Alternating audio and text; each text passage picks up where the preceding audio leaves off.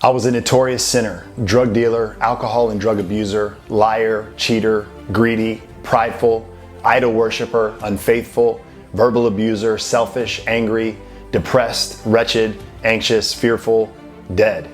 Yes, this is who I was when I woke up on January 1st, 2013. I was in tears, broken and desperate. I was at the end of my rope and I had nowhere else to turn. Tired of running from my past. I was mistreating my wife and leading her astray.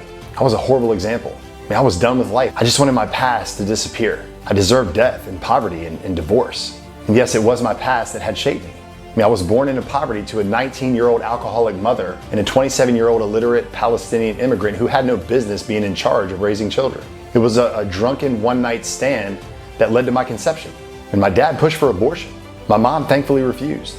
And 9 months later, I was born into brokenness, destined for a hopeless future, destined for the vicious cycle. The first 10 years of my life were erratic. I was passed around from uncles to aunts. I rarely saw my dad. He was out chasing the American dream. My mom was with different men every week. She ended up with 4 children with 4 different men. I changed schools a lot. Stability, consistency, that just wasn't a thing. And I can recall these late night drug runs with my mom and her boyfriends of the week. Government cheese, food stamps, trailer parks and kerosene heaters. I remember cold nights when my mom would need to warm water on that kerosene heater just to give us baths. The next 10 years of my life was a living hell. I was 11. My dad had finally settled down. He had gotten married and started a family. He gained custody of me. I moved in with my dad.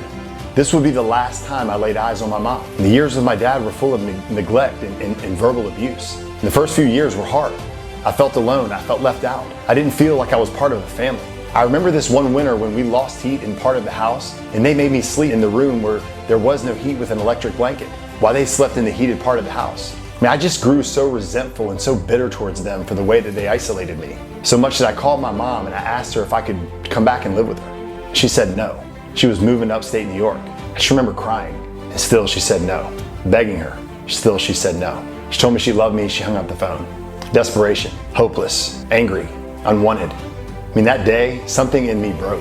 My heart shattered into a million pieces. I was 14. I began running the streets. I began getting high and doing other drugs with sex and parties. And this continued for the next 3 years. As I just got by to get out of the house, the neglect continued. No adult presence in my life, no leadership, no new school clothes, no Christmas, no birthdays, no rides to school, no school lunch. Just me living under their roof while they treated me as an outcast. At 18, I left the house. I started dealing drugs because I wanted riches. I continued getting high daily, abusing alcohol. I didn't care about girls. I was just angry and I was full of rage. And this lifestyle continued all through my college years.